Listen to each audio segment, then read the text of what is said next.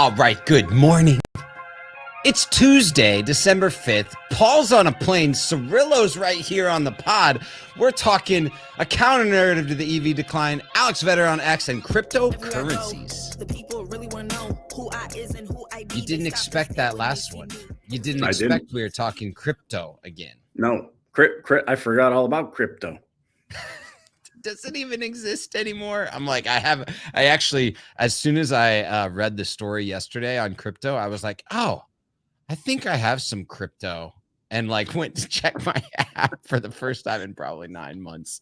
I went into X for the first time in like forever, and I saw Gary Vee pushing some NFTs still, and I was like, oh yeah, NFTs. That's right. We I don't know if you remember, but 2 years ago, I think it was for the year-end extravaganza, which we actually are doing this year again for the third time on December 20th.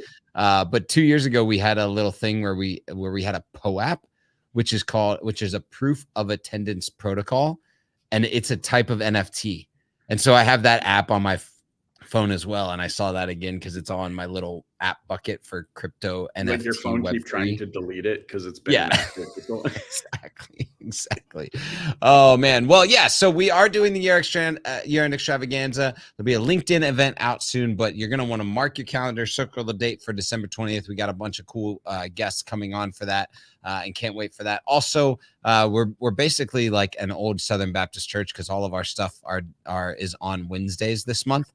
So Wednesday, December 13th, we're doing an Upstart webinar with Upstart called Transforming Car Buying, the Power of Connected Auto Retailing. And you can get more details on that at asodu.com or find it as an event on LinkedIn. That's all the stuff I got for today. We're going to get into it. You cool with that, Cirillo? Let's go. All right.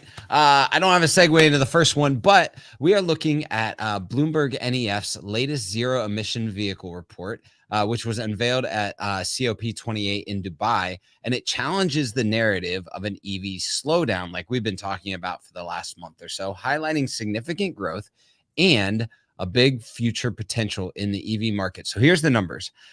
Worldwide projections right now are to reach 14 million retail units in 2023, a 36% increase from 2022. EV-only sellers such as Tesla and BYD are on pace to capture 7% of the global sales in 2023.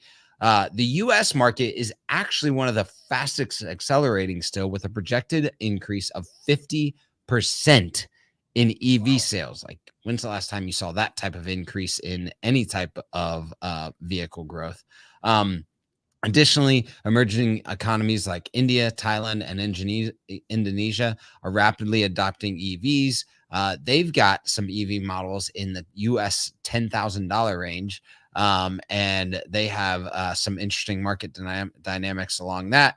And then the US Inflation Reduction Act is also contributing a lot to the growth. So overall, it seems like the year-over-year growth is actually way up, even though we're seeing this minor decline over the last few months. It's kind of a little bit of a counter narrative to the narrative that we've been hearing internally in retail auto over the last month. I just hope it's like it's all from reputable brands. Like, I don't want none of these Wish EV showing up in a wooden crate that you power with Ryobi power tool lithium batteries.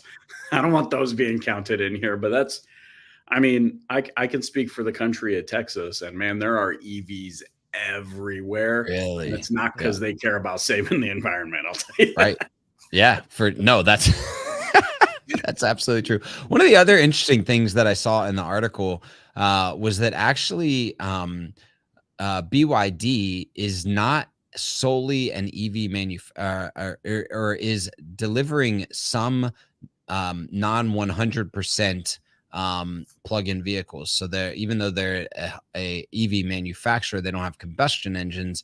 They have like hybrid and alternate fuel technologies, it looks like. So that was just kind of an interesting thing. So there's these kind of two conversations going on. I'm not sure which one to really look at. All I know is that EVs are coming one way or the other. It just depends on how fast they come and whether or not the consumers are ready for it. And speaking of consumers, Stop. Segue. Time. Our good friend Alex Vetter is always looking out for the consumer. We know that from the pandemic days and what he did to support auto retail during COVID. And he started out with a little cheeky tweet after the Amazon Hyundai partnership and is casting a little bit of a skeptical eye on the deal, emphasizing his company's superior capabilities in facilitating vehicle sales. He was critical of the project scope and also its implications on the auto industry. Here's his cheeky take. This one's beautiful. This is a little, I didn't know Alex had this in him on Twitter.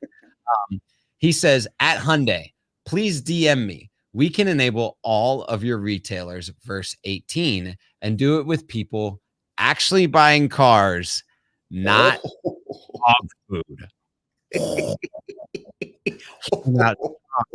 A couple of it was a really great article. We linked in the show notes that Auto News ran, and they were able to get just a candid conversation with him. A couple of his key notes was that he was stressing that car buying is a multi-channel experience and was doubting Amazon's ability to match the depth of research and advice provided by some of the platforms like his in the two-sided marketplaces. And then also was highlighting the question on whether or not this would have an actual impact on car sales, highlighting the need for targeted digital platforms. So like things that would go across the online and the in-showroom interaction, and was saying that also he was highlighting that Cars Commerce could potentially reduce a lot more waste in mass market advertising due to their audience sizes, their traffic. So he was coming out swinging. Yeah. Well, and having recently gone through the car buying process again, here's my take. We talk about online car buying because we think it's going to be this be all end all. What I'm actually discovering, and I am a guy who's worked in the industry since I was 17 years old, I still have questions when I'm buying the vehicle. Now, I've gone through two different buying processes. I've gone through the Tesla buying process. That's what my wife drives. That's, I'm not going to be ashamed to admit it anymore, especially on the back of the last news piece. But you know what? We didn't have questions during the buying process because the buying process went so quickly. All of our questions happened after the buying process. And so really, if you think about it, we were still engaged in that buying process for the same amount of time. Just you have to decide, do you want to make all that investment on the back end when you already have the vehicle and you're not sure if you just made the right decision, or do you want to make it on the front end of the transaction, working with a dealer, working with somebody that can answer your questions, and going through the process there? It still really took the same amount of time. And so I'm not entirely convinced that everybody wants online car buying the way that it's being pitched to us. Yeah, I think that everybody wants more information up front so they can make a quality decision and interact well with a dealer. We're just getting so much anecdotal evidence in little interviews and man on the street stuff that we're doing that's saying these people actually they would prefer to talk to a competent, well-mannered, caring individual about this large purchase, as long as the information was right and it was up front and they could do some of the purchase digitally and some of the purchase in store. And so I think companies like Cars and others and larger auto groups that are looking at the buying process that way are doing it the right way. I'm interested to see where another third-party marketplace like Amazon can come into the industry and support that type of sales network. So we'll see. Speaking of we'll see. Stop. Segue. Time. I think the jury's still a little bit out on crypto, but since it's been a while since we talked about it, we had to take a look because the major news outlets are citing a major currency rebound as Bitcoin has recently jumped over 41,000 again, and ETH gets back just over 2,200. There are experts saying that there are two major reasons why they're seeing these major indexes in the crypto space rebound. The first one is that there is this potential for drop in interest rates by the Fed, which impacts the crypto outlook as well. And another big piece, which is that Bitcoin is close to its next what's called a halving. So every 4 years, they go in and literally reduce the number of Bitcoin miners down to half, which historically has led to really high values leading up to that halving. So that is coming up in just a few months, I think, in the end of Q1 2024. And then there was another piece that said, and this is directly from the article. It says, but perhaps a bigger impact on Bitcoin's rise is increasing confidence within the sector that additional cryptocurrency exchange traded funds (ETFs) may be approved by the Securities and Exchange Commission, the SEC, as soon as next month, which is a story that we haven't been following. But there is regulation going in that is hopefully going to be approved and would clear the space for a lot more legitimacy in the crypto space. So kind of some fun news coming out this morning. Okay. You first said the halving. I wasn't thinking halving, like halving. I was thinking, oh, this sounds like a really bad, low budget, straight to Amazon Prime. We're supposed to be millionaires. Instead, they all became geeks. I can't wait. I'm excited to see if all of the tax companies came out with their crypto wins, crypto fails, crypto win, those commercials. Yeah. So I'm excited to see if those jokers come back. And I'm just excited that I think my crypto is kind of almost back to where it was before all the doomsday stuff. So I'm sure there's much rejoicing in the crypto world. Do you hold any crypto? I do. I think I have 0.0000007% Bitcoin or something like that. That sounds about right. Sounds about right. Yeah. So it's probably worth $100 now.